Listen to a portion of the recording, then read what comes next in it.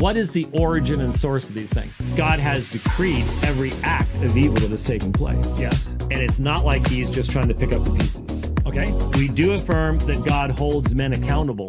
I believe tuberculosis, heart disease, every form of cancer, traffic accidents, bridge collapsings, floods, tsunamis, lightning strikes. Yes. God has decreed every act of evil that has taken place. Okay. When a child... Yes. When you say God is the origin and source of all things, you're not saying that God is the primary cause of all things. Yes. God has decreed every act of evil that has taken place. And it's not like he's just trying to pick up the pieces. Do we say that God permitted this? Well, you can make that statement, but what do you mean by it? When a child... Yes. God has decreed whatsoever comes to pass. You have sin, you have rape, you have abuse, you have wars. God has decreed every act of evil that has taken place. All these rapes. And it's not like he's just trying to pick up the pieces. Welcome to Black Sheep Theology. I'm your host tonight, Christopher Fisher. We have Not a Tame Sheep and Drew. I'll let you guys do introductions. I'm the host of the God is Open podcast. I'll turn it over to whoever wants to speak first. It'd be like a quick draw. Go ahead, Drew. I'm going to fix my lighting. Oh, you're on mute. You're on mute. We cannot hear you. Yo, I'm Drew of the Provisionist Perspective podcast. So it's me and Eric, and our gig is wanting everyone to be firmly persuaded of God's love and provision for everyone. And we all on this network have a little bit of a outside the box theology. So that's why we got the Black Sheep Theology Network. But yeah, that's us. You can go over and check us out at provisionistperspective.com. Yeah. YouTube, Spotify, iTunes, all of it. We're up there. What you got going on, Jordan? Hey, guys. Yeah, just hanging out. I'm still trying to figure out this camera stuff and software and all of that. But fantastic. Jordan, you're actually the one who suggested this podcast, that this discussion, this book review, going over and reading this very, very brand new book. It's made a lot of waves and headlines. Calvinism, a biblical and theological critique, edited by David L. Allen and Stephen L. Lemke. So what struck you about this book as needing reviewed? Well, I don't think I was the one that actually suggested it. I thought it was you. I'm like 90% on that. Yeah, I think it was Drew. Didn't somebody else had already bought the book? Or I'll take credit for that. I don't know. I think it's worth worth discussing for sure. It's definitely done its circles in our kind of online discussion groups and stuff. And I've not heard heaps about it since it first came out, as far as people commenting on its content. But yeah, I haven't read heaps of it yet, but I've read like a couple chapters. But I'm looking forward to it. So. Yeah, I saw on Twitter, I think Alan said that they had sold out the first printing. So there has been a lot of copies sold. This was the first book that was mentioned for the group to review that I agreed to. Oh, that might have been it. I think what it was is I said I didn't want to have to pay for it. I think that's what the sticking point was. Well, nobody wants to pay for this book. Yeah, somebody else had brought it up though. But anyways, I just don't want to take credit for what somebody else did. Right. So this book seems to be a compilation of different authors. They had a bunch of people, and each person writes one chapter about different subjects. And so we got some notable names, some that I've noticed. Of course, you got the Leighton Flowers. That's a given. Everyone knows who he is. And Leighton Flowers has been pushing Ken Wilson, so I recognize that name through Leighton Flowers. Roger Olson is an interesting name. Now, Roger Olson I've been familiar with for quite some time, and he defends God's goodness. And so when he talks about open theism, which is one of the areas that I am a little bit more, that's where my expertise a little bit more lays. He he's positive towards that in that it doesn't defame God's character. So I think in this book he writes the chapter on God's character, which is interesting.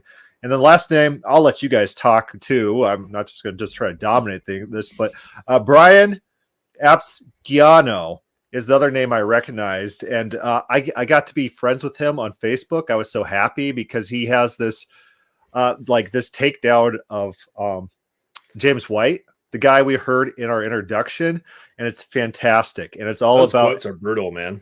From that sermon jam or whatever that Warren put together. Yeah, Warren does a good job with these things. If I was a little less lazy, maybe I could take off like his channel. But I'm a lazy guy. So Brian Apsgiano, he takes down James White on Acts 13:48, and he gets into it. And James White is the non-scholarly, insulting guy, and Apsgiano is like the actual like Greek scholar.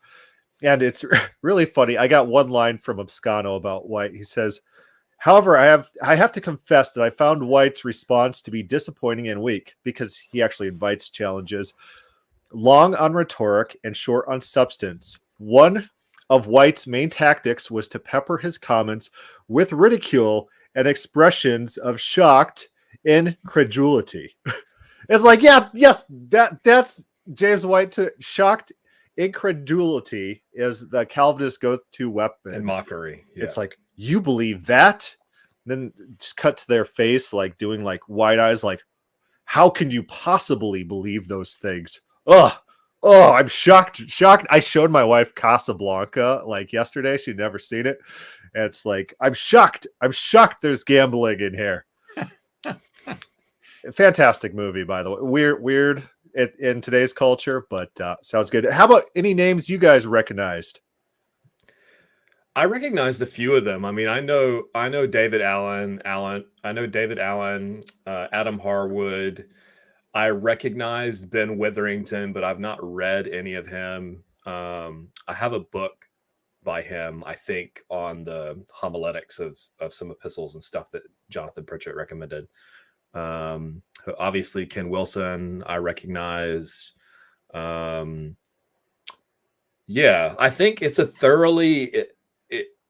I think it's like a Baptist book, which that's my tradition. I mean, like I grew up Southern Baptist and stuff. And so, I mean, I don't agree 100% with everything Baptists believe, but I owe a lot of my, I think, theological and evangelistic fervor to that tradition that I was brought up in. So I respect these guys a lot. But yeah. I recognized a few of them. Jordan, any names that struck you? Yeah. So Roger Olson, a few years ago, he picked up on nominalism. And I'm pretty sure that I had already realized that nominalism came before Calvin, and Calvin was using nominalism. So when Olson started writing about nominalism and I started reading what he was writing, I was like, he's finally catching on to the philosophy that undergirds Calvinism, because it is a philosophical system that came prior. So if you don't know what nominalism is, it really, Augustine sowed the seeds. He he wrote the theology that would lead to nominalism becoming a thing, with John Duns Scotus and William of Ockham. So it went Augustine, Aquinas, Scotus, Ockham, and they talk about nominalism. And it's interesting if you communicate with people that follow Scotus, they consider themselves a Scotist. Half of them are like, yeah, Duns Scotus invented nominalism, and half of them are like, no, Duns Scotus didn't believe in nominalism. Nominalism was invented by Ockham. So it's interesting. But yeah, he wrote a couple articles on it, on nominalism, and they're like in the ballpark. It's not like I would say he's on the mound throwing strikes. Maybe he's playing left field, so you're at least in the ballpark and you're reading stuff about it. But yeah, G.K. Chesterton talks about it in The Everlasting Man. So I read Everlasting Man before I read Olson. So I was already like on the trail or on the scent, I guess, of nominalism before I read Olson. But yeah, I wasn't aware that the Supreme Court of the United States was so influential in theology. And so the introduction is where we're going to start. And yes, SCOTUS. That's what I was thinking. I was like, yeah, my initial impression from the introduction is, please don't hate us. We're not Pelagian. We tried to do things honestly, and here's what we got. A list of disclaimers is how I could best describe the introduction. What were your impressions? I'd say that 90% or more of the people that I talk to are Pelagian. And I consider myself a Pelagian as far as I can tell. We don't have his writings, so you can't tell. But if you talk to people and you say, do you believe this? Or do you believe A or do you believe B? And they always say, oh, I believe A. And I'm like, well, that's what Pelagius believed. Yeah, well, Warren points out has some episodes. He interviews a lady about Pelagianism that he's very much misrepresented, especially in the eyes of his critics. And so this book seems to just accept the fact that Pelagianism is a bad thing. Crosses, finger crossed. It's terrible. We don't want to be associated with that term. So we're gonna get to that in chapter 1. I mean, you're gonna know whether you are Pelagian or not by the end of chapter 1 in this book on total depravity. But they don't call themselves Pelagian. It's a bad term for them, and so for purposes of this book, they say we're not Pelagians. Yes, but they are. Well, yes, that very well can be the case. Yeah, it's but not officially, an insult, they're saying we don't like this label. It's not us. Please stop calling us Pelagians. Yeah, but we'll define what that is, and we'll see. Yeah, so this book is about Calvinism, and the introduction, he says, so what a strong Calvinist statement of human depravity and our absolute helplessness apart from God to provide for our salvation. What a strong Calvinist statement of human depravity and our absolute helplessness apart from God to provide for our salvation. It affirms that human beings are so depraved they cannot think, will, or do anything that is truly good. Furthermore, humans cannot save themselves by their own efforts, faith, or free will because they live in a state of apostasy and sin. It describes their utter helplessness to think, will, to do good, or withstand temptation. The only hope for salvation is from God, to be born again and renewed by the Holy Spirit of God. The statement affirms that only God can renew human understanding, thinking, and willing so that humans can do good. For Jesus said that without him, humans can do nothing. Indeed, it affirms that any good deed that can be conceived must be ascribed only to the grace of God in Christ. And so that's a statement of some pretty primal Calvinistic beliefs that we're spiritually dead inside. The mechanisms of our body, the mechanisms of our metaphysics are unable to be configured in such a way that someone seeks God. That's a non-option for our current metaphysical and physical state. They point out in this book that Augustine is very much concerned about the physical because they don't go through the details. But Augustine, of course, was a good Platonist, and the good Platonist saw the material world as a corruption of the perfect ideal state, and therefore this imperfect substance could only breed more imperfect substance. And they talk about some of his quotes. We'll get into that in chapter 1. But this is just from the introduction, them introducing us to Calvinism. So any thoughts on their introduction to Calvinism? Drew? What page were you on, Justin? I'm a visual person, so you got any idea? Maybe I don't have pages here. I thought that was chapter 1 you were reading. That's introduction. Like the fourth paragraph in the introduction. Oh yeah. Okay. Here we go.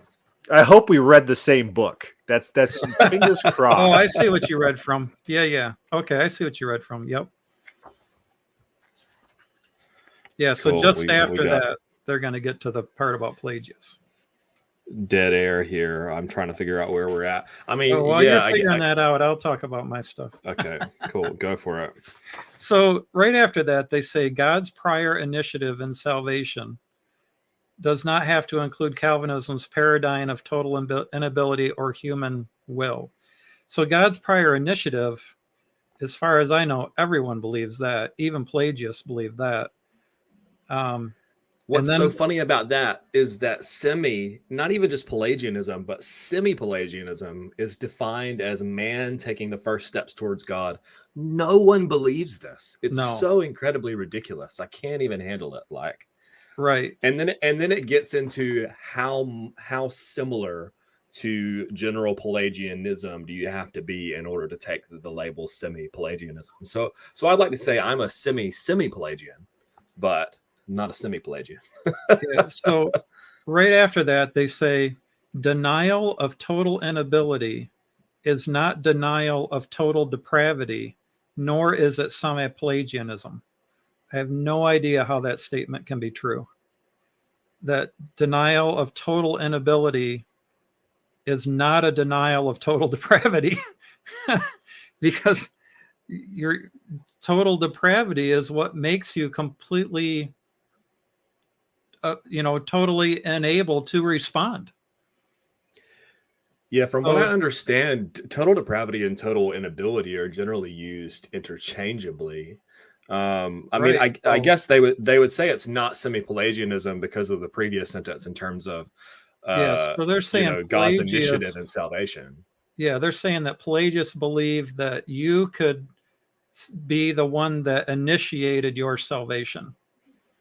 And right here at the bottom, they have this definition: 5th century Christian heresy taught by Pelagius and his followers that stressed the essential goodness of human nature and the freedom of the human will. From what I mean, that's a very general definition, but then in terms of applied, from what I understand, that looks like not necessarily as far as what Pelagius believed, because that seems to be in question, but in terms of what's been known as Pelagianism is that you're born good. All you have to do is follow Jesus as an example, and you can initiate salvation without divine grace, which I just don't, in my mind, and just based on experience that I've had with people discussing on these things, that's an obvious, no one believes that. Yeah, and there is a difference between what Pelagius believed and what his followers believed. Some of his followers did go much further. So what you read there sounds correct. That if you say Pelagius and his followers, some people believe this, then I agree with that. Yeah, so on that point, they kind of point that out in this book. They say, hey, we can't respond to all Calvinists. And so we're going to quote the people who are like Calvinists. And if you don't like it, it's like, what are we supposed to do?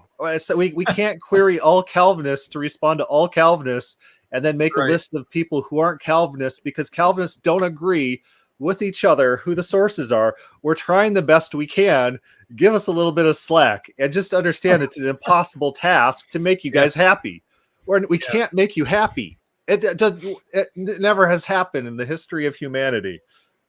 Well, how many Calvinists have you run into that have actually read Calvin? Well, I got Calvinists who say Calvin doesn't represent Calvinism. I'll quote to them Calvin, and they'll say, well, he doesn't represent Calvinism. It's like, this is John Calvin. They're like, we know that, but Calvinism's changed. It's like, what do you expect me to do? I'm trying to interact with you. I got nothing to interact with.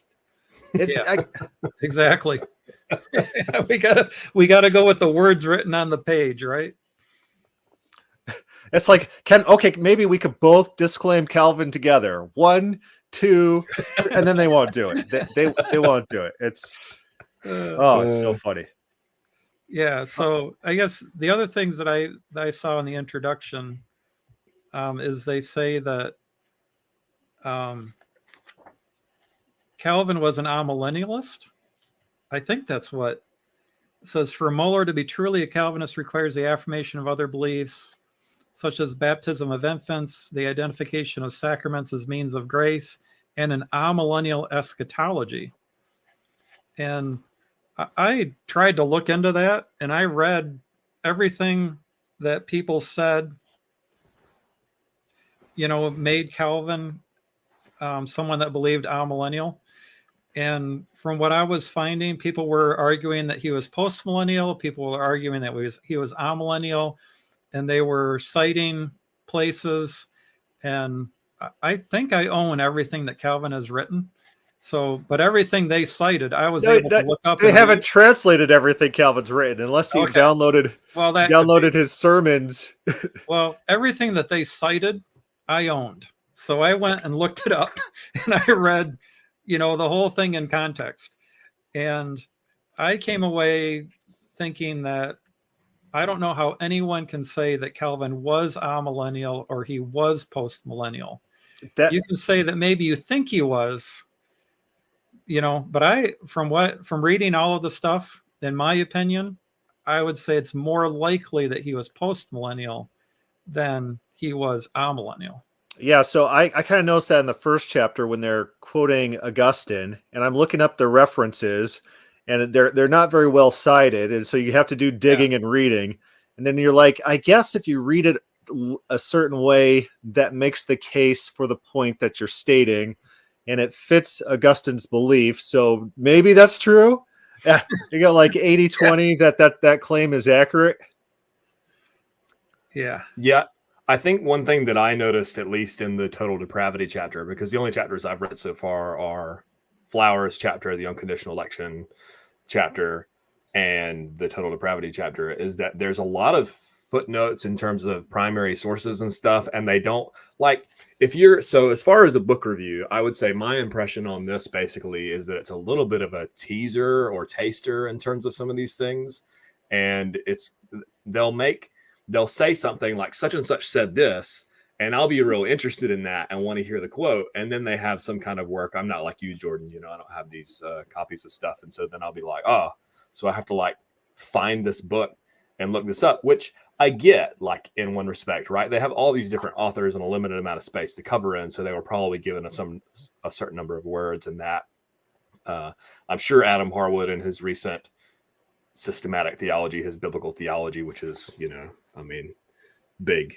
He would be able to elaborate on some of that stuff. But yeah, that's something I guess that I noticed too, was that there's reference to primary sources, but they may or may not be quoted verbatim and so on. So yeah, so a couple more comments about the intro, then we can move on to the first chapter. They do have a dig against open theism in the introduction.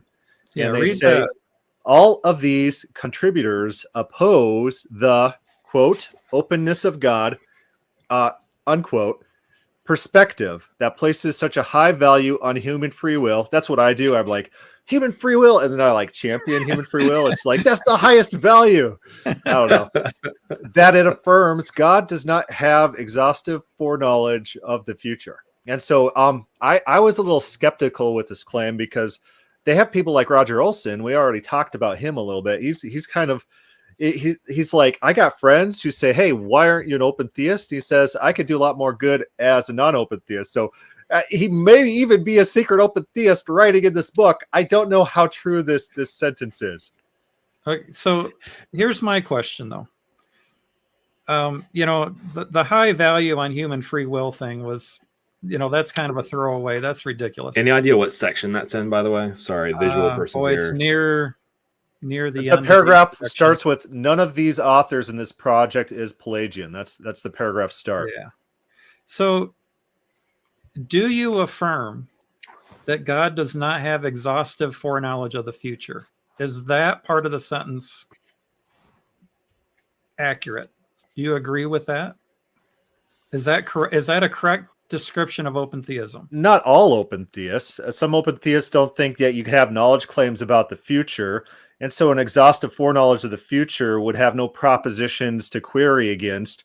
And so, it depends on your flavor of open theism. And so open theism is basically the idea that God can change. God can think, God can innovate, God can be something other than what he is. Yeah, it's a rejection of immutability. Can God think? Can God create a new raindrop, a new poem, a new song that he's never conceived of before? If God can do that, irrespective, if no human beings existed, all that's irrelevant. If God can do that, then open theism is true. The future is not locked in some sort of exhaustive foreknowledge. Yeah, see, I see that as a distinction between saying that God is open and saying that the future is open. Because you can believe that the future is open without being an open theist. Is that distinction make sense to you? Probably. I mean, I would argue that you're just being inconsistent if you think that the future is open, but that God somehow knows it as exhaustively certain or definite. And it's so interesting that they've made this claim in here because someone like Greg Boyd, who wrote in the 4 Views on Divine Foreknowledge, he's quite prolific in the area of openness.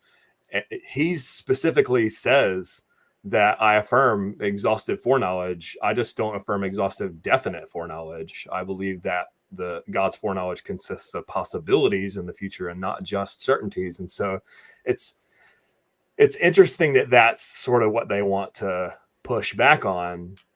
And yeah, so open theism seems to be like a throwaway concept in this book. This book's not about open theism. You just have some off sentences once in a while. And so here's my story. This last Sunday, I went to a Calvinist church, brand new church. I've never been there before. And I was listening to the pastor, and the pastor pulls out a section in John, towards the end of John, and Jesus is talking, and it's maybe like 5 or 6 verses. And in that sermon, I must have heard 4 out of the 5 points of tulip. The verse section had nothing to do with tulip. And so one of them was about, he's talking about, when I was a kid, I had this pastor, this Baptist fire and brimstone pastor, who says all the saints in heaven who didn't do all they could to save people, blood is on their hands.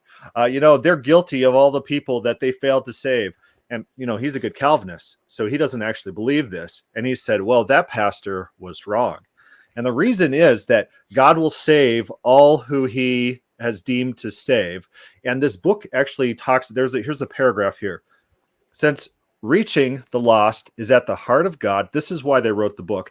Since reaching the lost is at the heart of God, and then they quote a bunch of verses, evangelism and missions are at the heart of the concerns of the authors of these chapters, who gladly join hands with all Christians to discover what it means to accomplish the Great Commission in this new millennium. So the pastor... You what? I said except for open theists. Oh, yes. So the pastor of the church I went to, he's a Calvinist. He thinks that regardless of what he preaches on a Sunday morning, regardless of who he reaches out to, regardless of what he does, God is the person who presses the button and I was explaining this to my kids after church. I'm like, hey, did you notice they said this, this, and this? And here's the idea that Christ's death saved all it was meant to. Christ would be a failure if his death was for a single person who it was not meant to cover for salvation. And that was a weird concept to them, because it's a weird concept. It's like that makes him a failure somehow in this weird mentality. And so Calvinism greatly reduces any need to evangelize, to go on missions, to convert people, because the idea is all those numbers are set by God. Whoever God wants to draw, he will draw.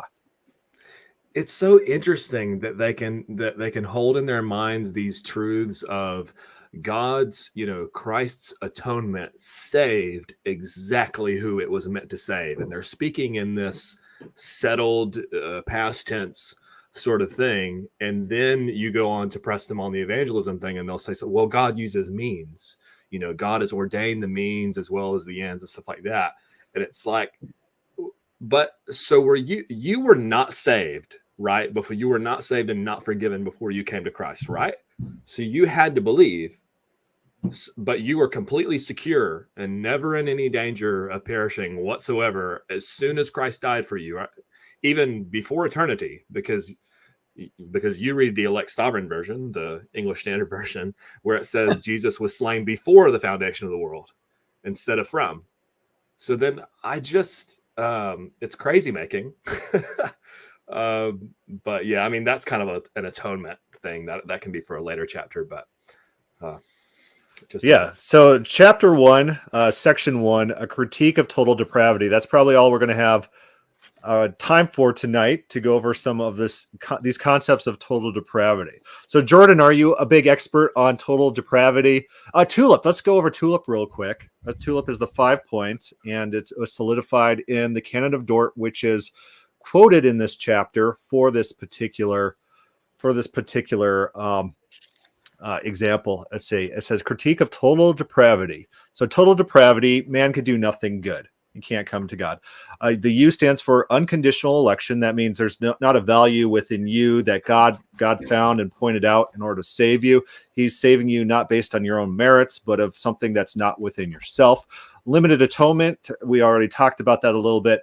Everyone that Jesus died for will be saved, and he's not going to fail to save one person that he meant to save. And then after that, there's irresistible grace. Is, can you say no to God's calling? Can you say, no, I don't want to be a Christian? Nope, you're forced to come in Calvinism. And then perseverance of the saints. And that's the one don't that... say forced, Chris. Don't say forced, Chris. That's a straw man. It's irresistibly caused to believe. Okay? Right. It's yes, I guess the clay is not forced. The clay is just shaped. I don't know. But perseverance or preservation of the saints. So back up a second.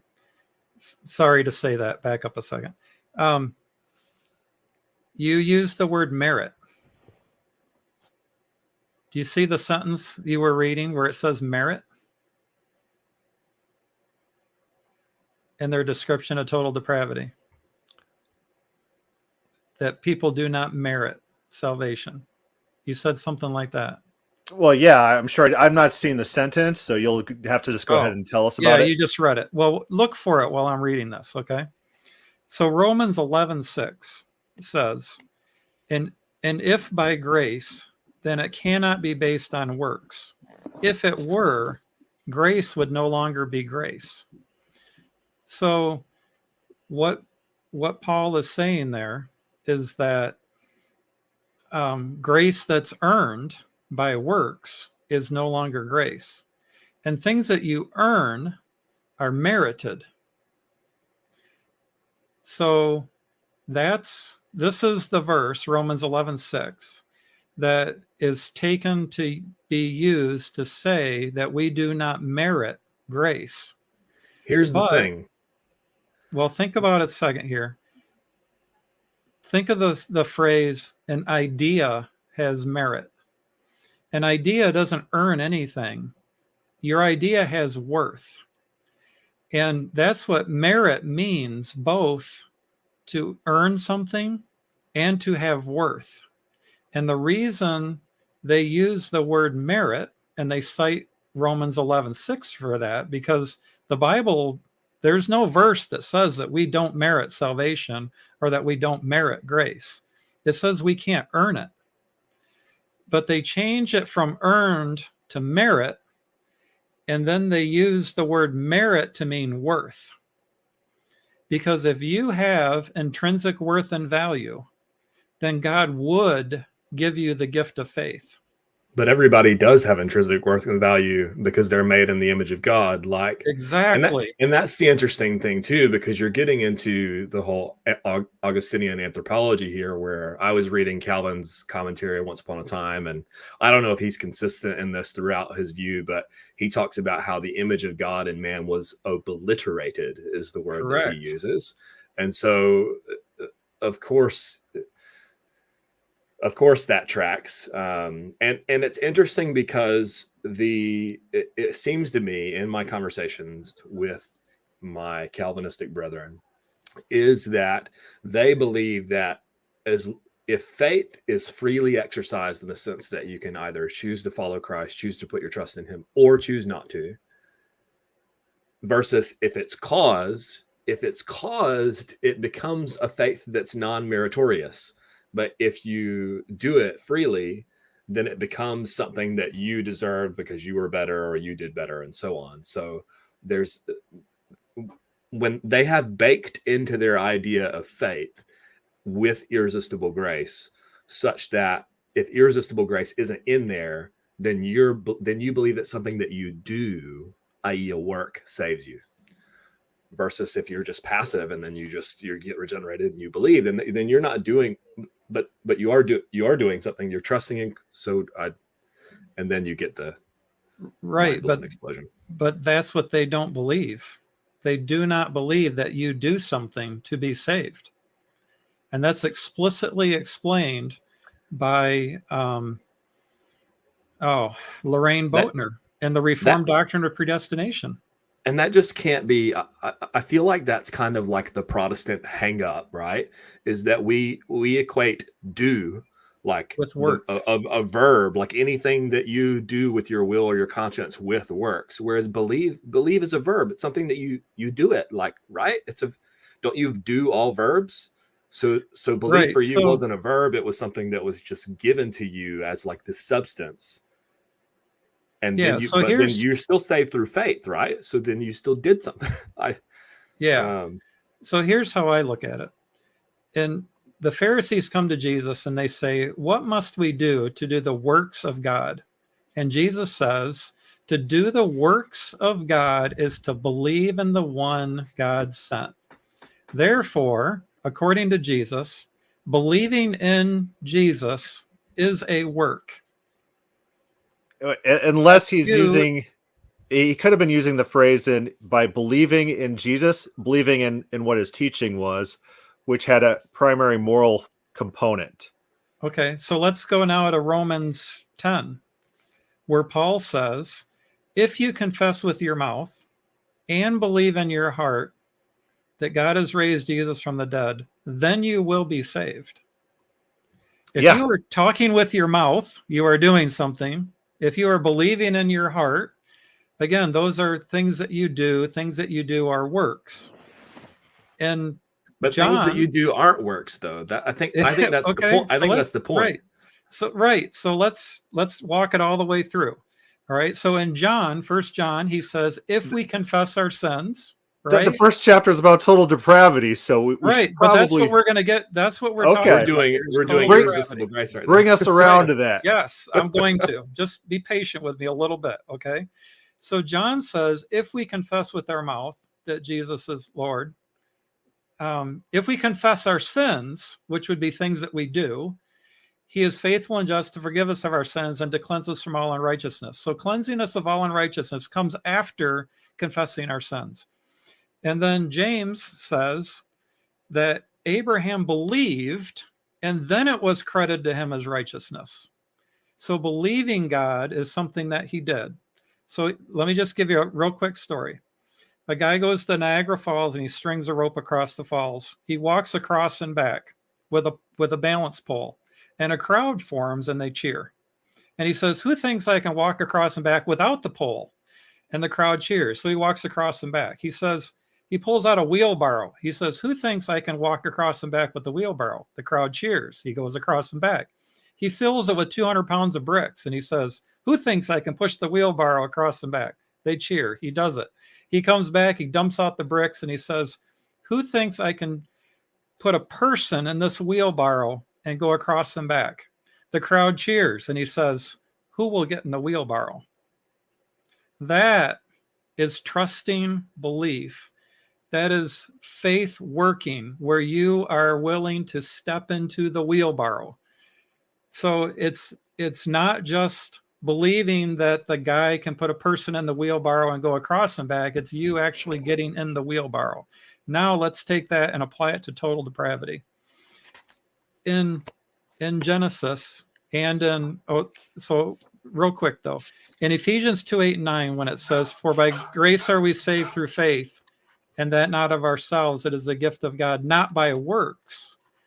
Paul is saying that it's not by doing works of the law, and it's not by doing works of being good enough. It's not by works of righteousness. But Paul clearly says it's by confessing with your mouth and believing in your heart. So when he says not by works, he's not saying that it's not by doing the work of believing or the work of trusting belief. He's only excluding. So there's three different things that are meant there that Paul means by works: believing, trusting belief, doing the works of the law, and doing works of the righteousness. And the two that are excluded by not by works in Ephesians 2 are the Mosaic law and being good enough. Then we go and we see where Paul says that we're dead in our trespasses and sins. So when we look at original sin, when Adam's in the garden and God says, the day you sin, you will surely die. It's interesting that in this chapter on total depravity, they say that death is separation from God. So separation, what the death was that God threatened Adam and Eve with, wasn't physical death or spiritual death. It was separation from God, which, kind of translate to spiritual death. But that's how total depravity looks at. You are spiritually dead, and dead people can't believe. So your total depravity means that you have no intrinsic worth and value. God does not have to give you the gift of faith. Because you are spiritually dead, you cannot believe, which is why faith is a gift in Ephesians 2, which means by grace are you saved when God gives you the gift of faith before you believe, because faith in Ephesians 2 cannot mean believing. It has to only mean the ability to believe, because dead people don't have the ability to believe. And that is what Augustine and John Calvin say, is that what God gives you is the gift of the ability to believe, and that saves you. And that's what Lorraine Boatner says. You don't believe and be saved. You are saved in order that you will believe. And that's monergism. Only God does any working in salvation, because believing is a work, because it's something you do. And you're looking really puzzled, Christopher. But I'm telling you, I've got to bring us back to the chapter. Yeah. Well, that's total depravity. Well, yeah, I understand. You have no intrinsic worth and value. You cannot believe. Therefore, God, so they disguise it by saying that you're born again in order that you will believe. You have to be born, you have to be regenerated and born again, etc. And then they say, well, then you believe, but you're already saved. And they disguise that you are already justified when you are born again. When you're born again, you are justified, and you don't believe. Well, you see, that's logical. That's the logical order, but not necessarily the sequential order, Jordan. It's all simul. You take out your magic simultaneous wand and go, this is the logical order, but it's all simultaneous. You run your magic simultaneous wand over the thing. The first chapter is written by Adam Harwood. Is anyone familiar with this guy? Drew, familiar with him at all? I've not read heaps. I've read a few articles of his, but I've not read like his books. They're on my list and been on my list for ages, but I'm familiar with him. Yeah. He does a lot of work. So I think his dissertation was on the spiritual condition of infants, because he works as I think it's an army chaplain. And I guess he's done a lot of pastoral care, and he deals with people losing babies and, miscarriage and stuff like that. And so it was a particular interest to him. And then he's studied up on that, and that was his dissertation. So this is kind of his area of expertise in terms of depravity, the ontological condition of people, of human nature and stuff like that. He says some really interesting stuff in here, which I think is highly controversial. And I love it. I think it's really interesting that he starts off here and on page 15, at the very beginning, it says, people sin by their thoughts, attitudes, speech, or actions, either by acting wrongly or failing to act rightly. Okay. So when I read this, I was like, this is like a Sunday school teacher explaining sin. It doesn't seem like a scholarly treatment of sin to me. Is that your perception, or do you think this was a great overview of you to explain total depravity? They had to introduce us to sin. So the whole chapter starts out, what is sin? And he does like the Sunday school teacher thing is like, hey, Martia means to miss the mark, we're going to go through the word origins, and so we could apply. It's like sometimes like words don't necessarily mean what their origin is from. It happens within language. It might be an indication, but it's like it's not like the best argument. Yeah, I think that it's very, this critique is kind of semi-academic and semi-lay level. So you are getting introductions that are quite, I mean, I don't say this disparagingly, but just, Sunday school level type of thing. And, sin is any deviation from God's revealed will, which he's phrasing things in a particular way to say, then he goes on to say, sin is against God and nature. Sin is a reminder that the world is not the way it should be. So he's taking subtle digs here at the Calvinist worldview by saying, and this is one of my biggest issues, I think, with Calvinism when I first encountered it, was the deterministic idea of like, God has everything the way it should be. No one is not being saved that he wants to be saved. Nothing's happening that he doesn't want to happen, that he's not immutably decreed to happen.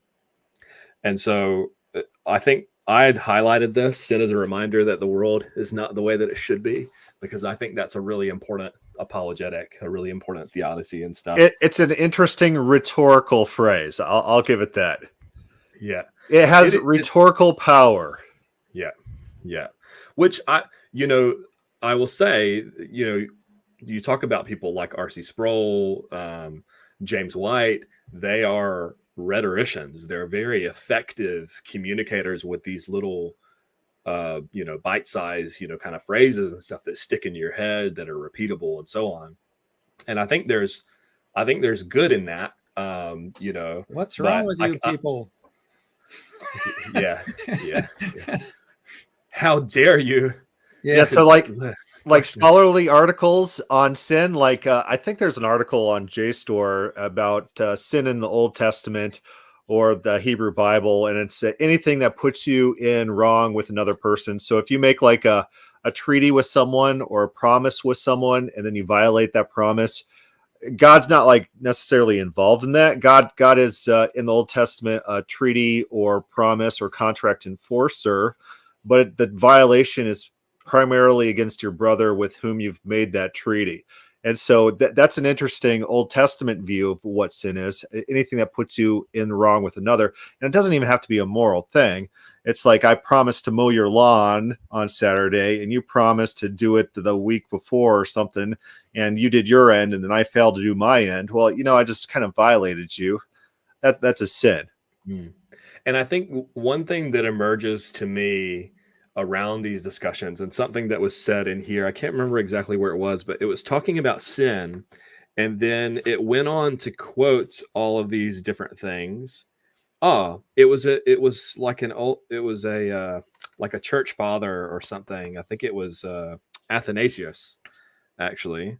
So I'm kind of skipping around. I've got probably like 15 more minutes, because this is kind of in the middle of my Saturday, and I've asked for permission to do this. Yeah, it's my son's birthday. My wife's like, why do you schedule this on your son's birthday? It's like, why do you think? It's like, do you think I remember my kids' birthdays? I don't know.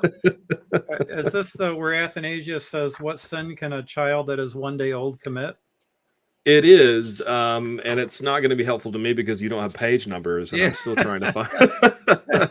So summary, you guys can find it in the book, but like, basically he says, what kind of sin can a child commit? And then he goes on and names these specific acts. Yeah, adultery, sin, not at all, because he has not reached the age to have pleasure. Yeah, fornication, not that either, because it does not have desire. Murder, it's unable even to carry a weapon. Perjury, cannot make an articulate sound. Greed. So Athanasius has a very specific, like, outward, 1 John chapter 3, I can't remember what verse it is, says that sin, he defines sin as transgression of the law, and so there's this external element to it that Athanasius is highlighting, whereas I think on the Augustinian position, and he quotes from Augustine on this, is that sin becomes this substance, becomes this almost unconscious posture that you have innately, and I'm speaking specifically with reference to like infants and babies and unborn children and stuff like that they have, that therefore makes them sinful. And it's really interesting. Maybe I'm skipping around, but like, yeah, that I think that's a lot later. He does make the distinction, which I think that you're getting at, and this is like his primary selling point: the difference between hereditary sin and hereditary decline. He lists out 7 different takes on original sin, and he's like, "Oh, we're not going to do this symbolic one because we don't like those guys." Then he starts listing them all off, and then he's like, "Oh, we're just going to deal with." Why isn't William Lane Craig underneath that? With the symbolic? Yeah, isn't he an Adam myth type of guy? Like, he doesn't believe that it's like literal, right? Like, so how's that not symbolic? Right. So yeah, that. Maybe he could add them. I don't know. Maybe the version 2 of this. They don't want to throw my boy Bill under the bus. They're not going to do that. I think he was taking a little out of context on that. The idea is that in a hereditary sin, the actual corruption or sin is passed down in Augustine's mind through the semen, through the formation of the person, and so the person is just inherently corrupted by this matter. It's like a genetic thing. We'll just say for simplicity. Whereas hereditary decline is that Adam set up the conditions for the fallen world, and we just as a consequence live in that corruption. We have to deal with the consequences, and each person is guilty for their own sin. Did I describe that correctly? Yeah. So the quote in the book, and this isn't quoting Augustine, but they say Augustine interprets the lump of clay in Romans 9 to refer as a massa peccati, mass of sin, a lump of sin-infected dough from which God subsequently created every human. So I think that's what you're talking about, right? Yeah. So Augustine saw the material world as a corruption of the perfect. And so in his Platonistic view, there's no such substance of evil because God has created everything and created everything good, but evil exists, and so that's not something God created. And he defended it by saying that evil is a privation of good. It's a falling away from the perfect, so it's not actually something with existence. God didn't create the evil because the evil is the absence of the good, and God only created the good, which is everything. And so that's his idea. And so the fallen mass, this is a changeable, corruptible material world that decays. He's a good Platonist. Anything that changes is subject to decay. The more changeable you are, the more fallen you are. He held the Platonistic eschatology, if you will, with the different levels of ascension to return to the one. And so the material world was in this fallen state and could only create additional fallen creatures. And then so he had to have some sort of Platonistic enlightenment. In Platonism, you could ascend through the levels of the one. And for Augustine, in his Confessions, he writes that this enlightening, and we see it discussed kind of here in this idea of total depravity and original sin, is that people need some sort of spiritual enlightening, like a metaphysical rebirth that changes the inherent structure of your metaphysics in the ether to make you able to ascend. And to Augustine, that was the role of Christ. He said basically that if he hadn't studied Christianity after Platonism, if he had been a Christian first, and he was like a quasi-Christian previously, and had found Platonism, he would have converted to Platonism. But Christianity had the one thing that Platonism didn't give him, which was like charity, which was Jesus. Jesus was that key, that spiritual enlightening, which allowed people to ascend those levels. And so in this article, I think is very good at highlighting basic conceptions. It doesn't detail it like super thoroughly, but you get a broad splattering of Augustinian ideas about corrupted nature and the way things work, how way decay works, and how it propagates through the world. Augustine's ideas. And so I do think it's a valuable resource in that regard. Yeah. So I think what you were saying, where you're talking about what Augustine said in Confessions, that's all correct. I agree with everything you said. The way it was described to me is evil is like a hole in your t-shirt. You know, if I ripped my shirt open and wrecked it, that would be evil.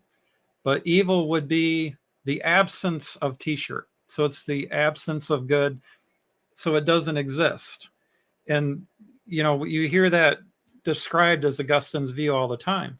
However, in his later life, he wrote what's called the Enchiridion, the manual on faith, hope, and love. And here's what he says in the Enchiridion. He says, although, therefore, evil, insofar as it is evil, is not a good, yet the fact that evil as well as good exists, it is a good. So in his later life, he changed his view from evil not existing to the fact that it was good that evil exists.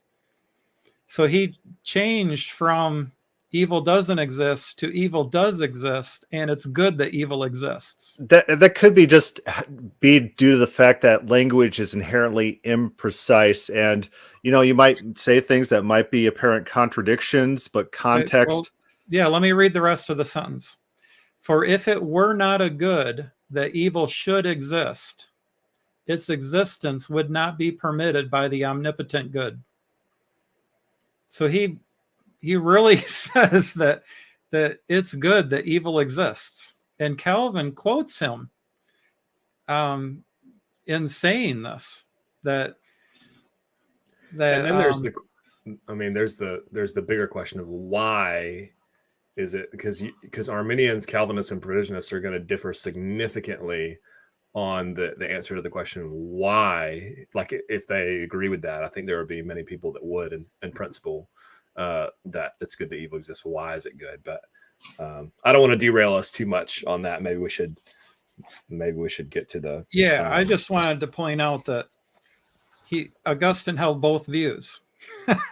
he held the view that evil doesn't exist, and he held the view that evil existed and that it's good that evil exists. Yeah, I don't think in the second one he's talking about evil as a substance, just the fact that we experience evil. I think it might be contextual.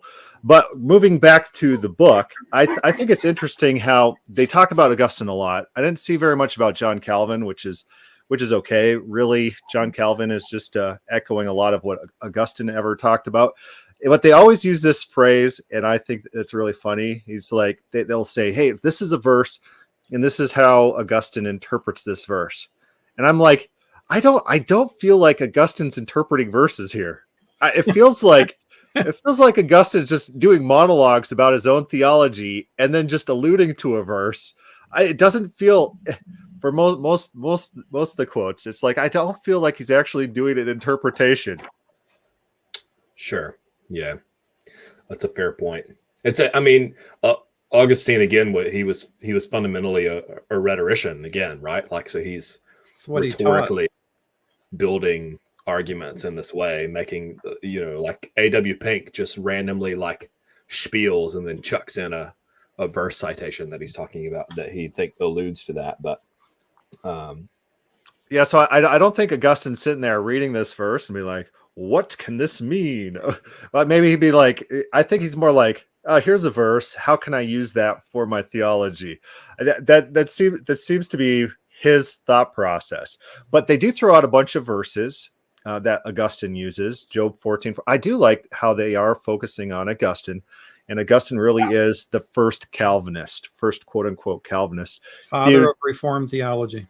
Right. If you disclude people like Clement of Alexandria and Origen of Alexandria, those people who Augustine drew heavily from those people, but he didn't cite them. He liked to do modern copyright wasn't a thing. So it's not like you're expected to just cite everyone that you're talking about. So he copies Ambrose a lot. He copies Origen of Alexandria a lot. But Augustine really was the first Calvinist. So Job 14:4. Who shall be pure of filth? No one, not even if his life on earth is one day. And this is what we were talking about just a little bit earlier, Drew. Yeah, Athanasius knocks it out of the park on this one.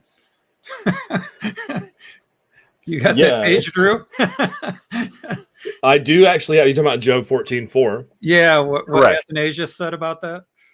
And that's where Yeah, that's where Athanasius says, hey, he's not guilty of adultery or something like that. And they point out, the author, I think, points out this could be, who shall be pure of filth? No one, not even if his life is one day. It could be just like you get born and you're dirty already because you're covered with. I don't know if you've ever watched a birth. I don't suggest it because it's really gross. And I got a lot of kids, and it's like, oh, every time it's like, they're like, do you want to cut this cord? I'm like, no, I don't want to cut this. That's gross. You want to cut through this human flesh? There's like flesh everywhere. You're like, what is this? Birth is horrific. I'm glad I'm not a lady. I've got something. Well, my wife's pregnant. She's due in, around Christmas and stuff. And so our first baby was born for emergency C-section. And so this one's going to be quite different. Lord willing, I'll get to experience the cord cutting.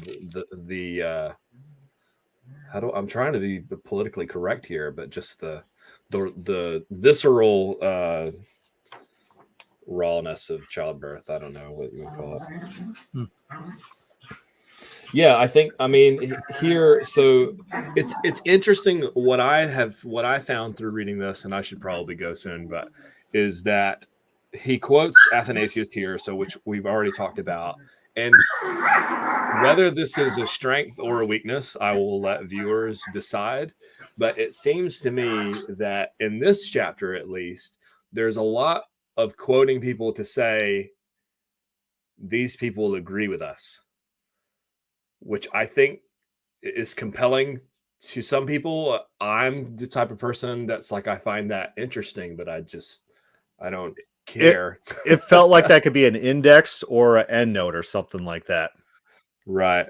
But it is interesting, though, that he's talking about somebody who's really popular here, Athanasius.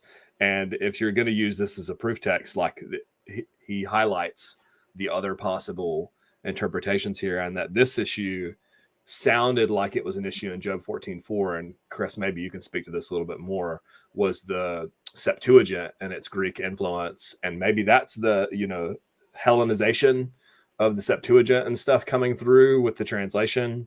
I don't know, but based on what I understand about things like that have happened, that sounds like it tracks to me, but he doesn't make that argument. In the effort to go a little faster, we'll probably skip forward and skip through the verses that Augustine used and go straight to the canons of Dort. They do quote a couple articles. I'm sorry? Yeah, I want to read one quote from the book because I thought that this was like just dead on accurate. They say, historians and theologians are in broad agreement that Augustine, a 5th century African bishop, shaped the Western world's view of original sin. His theology profoundly influenced both the Roman Catholic and Protestant traditions. Whether or not one is aware of Augustine's influence, all Christians who think about human sin are influenced by his views. And I was like, yeah, that's historical. That's why they fact spend right so there. much time talking about Augustine in this chapter. It's historical fact. Yeah, I do like that they do point to his influence in Christianity, which is major. So Article 3 of the Canons of Dort says, therefore all people are conceived in sin and are born children of wrath, unfit for any saving good, inclined to do evil. Oh, those evil babies. Dead in their sins and slaves to sin. Without grace of the regenerating Holy Spirit, they are neither willing nor able to return to God, to reform their distorted nature, or even to dispose themselves to such reform. And Article 9 says, the fact that many who are called through the ministry of the gospel do not come and are not brought to the conversion must not be blamed on the gospel, nor on Christ, who is offered through the gospel, nor on God, who calls them through the gospel and even bestows various gifts on them, but on the people themselves who are called. And finally, Article 14 says, faith is a gift of God, not in the sense that it is offered by God for man to choose, but that it is in actual fact bestowed on man, breathed and infused into him, nor is it a gift in the sense that God bestows only the potential to believe, but then awaits assent, the act of believing from man's choice. Rather, it is a gift in the sense that he who works both willing and acting, and indeed works all things in all people, produces in man both the will to believe and the belief itself. This reads so contrary to kind of statements we find in the Bible. the Bible's just not like about this. Is that, what do you think about that, Jordan? I mean, that's total depravity. It changes everything backwards, you know. I mean, I posted on Twitter the other day, I quoted Lorraine Boatner from the Reformed Doctrine of Predestination, who was correctly representing Calvinism. And I was savaged for it because they were saying that how ridiculous that was, that I was saying that you don't believe and be saved. You are saved in order that you will believe. And just because I didn't put up that Boatner said it and that it came from the Reformed Doctrine of Predestination, everybody attacked me for saying it. It's like, well, exactly. When you don't know where it came from and you just hear this stuff, you do think it's ridiculous. And that's why I was saying earlier about when I talk to people and I say, do you believe that you had to believe in Jesus to be saved, that you believed and then you were saved? And everybody I talk to goes, yeah, I had to, confess with your mouth that Jesus is Lord, or confess my sins, or admit that I was, the Romans road, admit that you're a sinner. Then you believe in Jesus. Abraham believed, and then it was credited to him as righteousness. But it's the exact opposite in Calvinism. You talk to somebody that really knows it, and they'll say, no, Abraham was made righteous in order that he would believe. So I'm going to throw out there that it's not that they read the statement and then they said, oh, that's ridiculous, we're going to attack the statement, because they're going to affirm the statement. And if a Calvinist said that, if a known Calvinist who's sympathetic to Calvinism said it, they'd be like, oh man, that is so profound. Yeah, wow, this guy is so... It's just the fact that you stated some sort of claim about Calvinism and you're not a Calvinist. That's why you're attacked. It's the funniest thing in the world. God predestined sin. If you're a Calvinist and you say that, people are like, wow, this guy's, he knows his stuff. If you're a non-Calvinist and you say, yeah, Calvinism says that God predestined... We played James White saying these things. Calvinism says that God predestines rape. They'll be like, that's a misrepresentation. But James White just said it over here, I don't know. I was going to... Here's a quote from Calvin.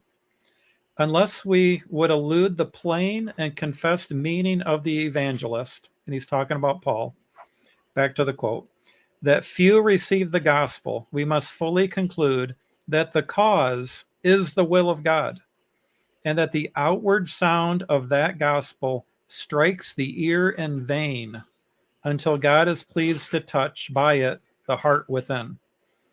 God has to... Calvinists fundamentally believe that the word of God does nothing. That it is completely and totally useless outside of God's regeneration. That this is... Yeah, I mean, I've often said with regards to quotes like that I think that Calvinists and some Arminians have a low view of the word of God in that respect. Jesus says, the words that I have spoken to your spirit and they are life. Meanwhile, Calvin saying, you got to be one of the pre-selected ones for it to have any effect on you whatsoever. So I was just going to say Jordan's comment here on the side, is it weak on argumentation? I don't think that it's weak on argumentation. I think I tend to agree with David Paulman in his review of that. I expected a little bit more of the exegetical case here in terms of the scriptures, which it didn't seem very focused in on. It was more about history, a development of thought, and how many Christians have affirmed this and so on with it. I mean, they only, Harwood, granted, I know he has limited space and stuff, but I think he only did like 4 proof texts for total inability, 5. Yeah. So those were he alludes to a bunch in when he counters things. And so one section I really did enjoy, we'll wrap up here in the next 5 minutes and cut the podcast. But you gotta go. Your son's birthday. Well, yeah, my son's he's 2. He won't remember it at all. And I don't know. Baby Andrew. Baby Andrew. Yeah. And so one section I really did enjoy is when they're countering this idea, this Calvinist meme you see floating around. They're like, here's a skeleton, and they're like, the skeleton's going to save himself because we're Calvinists, and dead means dead. It's like the guy points out, dead people do things all the time that they respond. They just can't do the one thing that will save them. Right. And so it's like, you guys don't even believe your own. It's the lack of awareness of the disintegrity in Calvinism in this writing might be, maybe it's political. Like, we don't want to just call them out on their bad faith efforts, on Calvinist bad faith efforts to interact. We're just going to pretend like they're scholarly and they really want a discussion, and they're actually interested in understanding points. I think they get it. I think they get it. But you point out dead people walk, and you're going to see the same memes from them over and over again after you've explained these things to them. They don't care. It's rhetoric. Yeah. Memes are a persuasive form of argumentation, as much like rhetoric is. So, Jordan asks, is it a negative case or positive? I think that it is both. I think it's going to come off as negative because and that was one of the things that I lamented in terms of hearing about this book, because I heard about who is putting something together and that it was going to be kind of like a provisionistic Arminian type of thing. And then I learned that it was like titled Calvinism, a critique. I was like, no, why is it like, again, let's talk about what we do believe and stuff, because we do get this kind of like theology by negation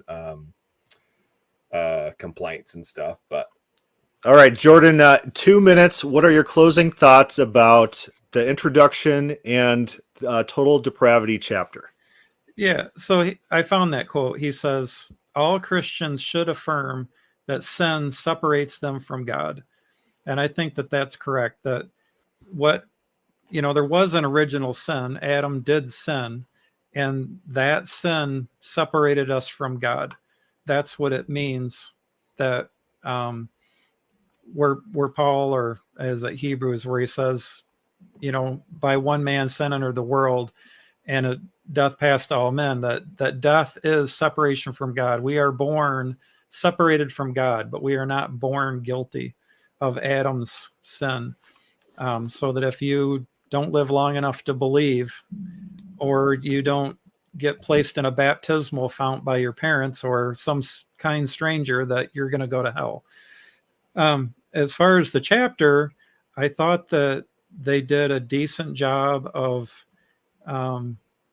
giving kind of the history, and at least in explaining it. I didn't think that the critique was actually that good, because it's kind of that typical Arminian critique where they don't really draw out the distinctions. Like, I think it's Keithley. They have, they quote Keithley. Paul wrote that we are saved by grace through Who's faith. arguably a Calvinist. I don't know. I just know he's Southern Baptist. He's one of the contributors to this book, actually. Okay. Yeah, I read his chapter. I thought his chapter was decent. Anyways, Paul wrote that we are saved by grace through faith. Salvation is a gift of God that is received by faith or trusting in Christ. Then he says, Keithley rightly stated, faith is the instrument by which we accept salvation. So that is defining faith as believing, trusting belief, something that we do.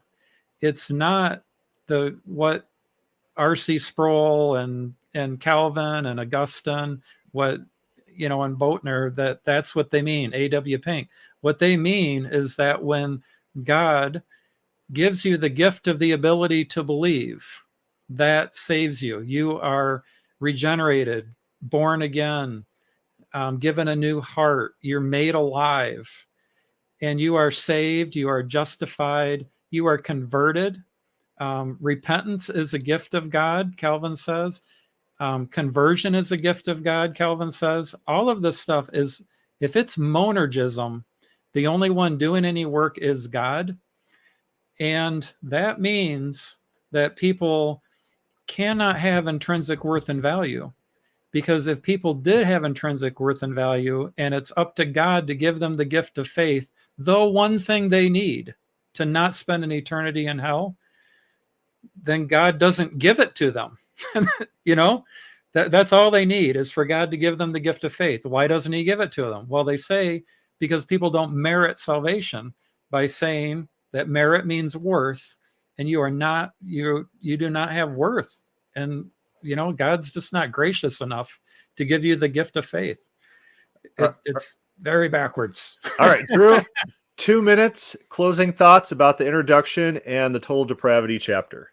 All right, I'm gonna watch the time and make sure. I didn't read the introduction, so sorry. I read the total depravity chapter. You didn't miss much. I thought it was really good. Yeah, from what I understand. I heard we're sorry, please.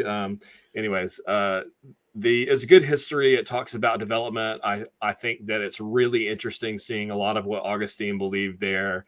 I think that if you read this and you're at least Augustine skeptical, you're going to come out of it going, I need to take a grain of salt, some of the things this comes from, if this is founded in Augustinianism, which is going to lend you towards Ken Wilson's chapter. But yeah, I thought it was a little bit weak on the exegetical side of things. I personally would have liked to have seen more in that. The strongest point to me that sticks out to me out of all this, I'm going to read this quote. The problem with affirming that people inherit a sinful nature, that is that if human nature is essentially and inherently sinful, then Jesus, who was truly human and divine, would have been a person whose human nature was sinful. However, Scripture is clear there was no sin in him. Not only did Jesus not sin, but he was also not sinful in any way.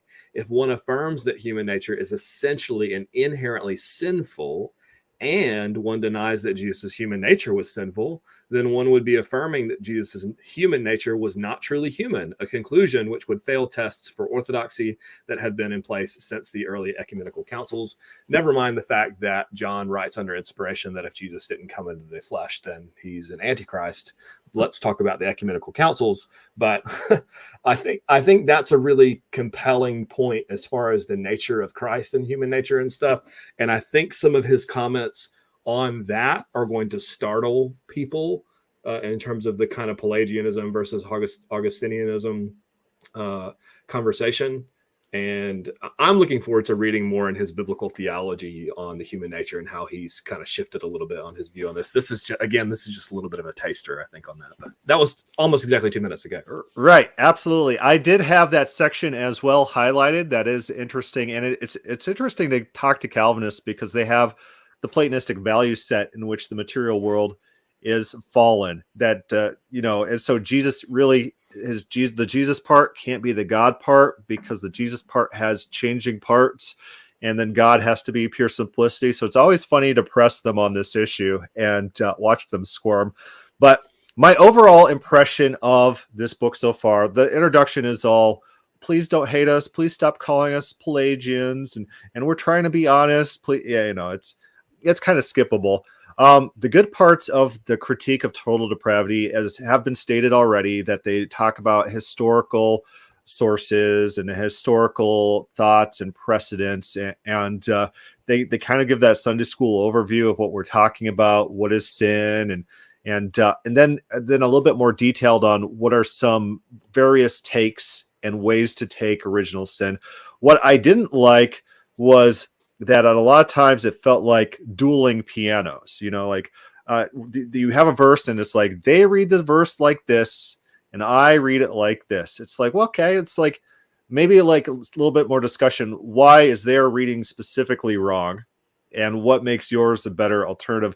It felt like it was kind of lacking that. There's some instances in which they do actually address why theirs is the preferred reading. And those are decent. But a lot of times it's some of these blocks of text and they're just throwing out verses willy-nilly. It's like, it doesn't feel as developed as it can be. And it seems like narrative as truth making. Like if you tell a story about a verse, that's what the verse means, and so it's a thing a Calvinist often do. If they think that if you're talking about a specific text, and they could give a paragraph or two of text about that text, then they've refuted you, quote unquote, refuted you. And stating their beliefs is responding in their right. view. And you'll bring it up again. They'll be like, I already refuted that. No, you just told me a big narrative about what you think that means. There's nothing to suggest. My Isaiah debate, he's like, yeah, of course, Isaiah talks like an open theist, but in my system, that's accounted for because they write in this condescending language, and so you're refuted. It's like, yeah, you're just you admit that the face value reading is the same my things, but you have this system which just like negates any possible combination of text. Yeah, I don't think I'm refuted there. I think like a casual viewer can make their own determinations there whether I'm refuted, but that is what it felt like to me. So maybe the next chapters are going to be next chapters by Leighton Flowers. I enjoyed that. I think he did well. Yeah, that was really. Maybe I'm biased. People think I'm a Flowers fanboy. Yeah, or whatever. you're biased. You're on the payroll. He's paying you. We wish. He probably wishes. Yeah, no. Yeah. So our plan is to continue this series of book review, going through these various chapters and continue this conversation in the future, maybe every 2 weeks or so. But it is interesting. It does bring out some things that are worth discussing and worth considering. The book is not perfect, as we all seem to agree that there are things lacking. Maybe some of the sources could be firmed up, or maybe some more direct quotes from the original sources to back up their specific points would be helpful. Maybe a little bit more development, but everything's limited by time and space, and it's already a long book. Right. So we understand practical limitations, but maybe next time we talk about unconditional election and limited atonement in about 2 weeks or so. Anyone wants to plug anything or say anything before we end tonight? It's all blank. Honestly, I think some of the later chapters make the book worth buying. So I think there's a couple chapters in here that make. So we're plugging the book. Buy the book. Spend money on it. Well, I wouldn't say that. I'm just saying that if you did it, it wasn't a total. Figure out how to get hold of the last few chapters without buying the book. Right. Here's what me and Drew did. James White book. It's not like you bought the Potter's Freedom and threw your money away. Yeah, what me and Drew did is like he bought the book and then we went on Discord, and so then I just read it and he held it up to the screen. I was like, okay, next page, and he'd flip it over and be like, okay, a little bit up, a little bit to the right. This is a true story, everyone. Absolutely happened. That's all right, so we'll cut there for tonight. I thank everyone for coming. Some good comments in the comments section. If anyone has any questions or comments about this podcast, put it down below in the Black Sheep Theology, and I think I'm going to pull it down and host it also on the God is Open, just to maximize the extent of the reach or something like that. But thanks for joining us. Thanks, Jordan. Thanks, Drew. And fun conversation. Yeah. All right, guys.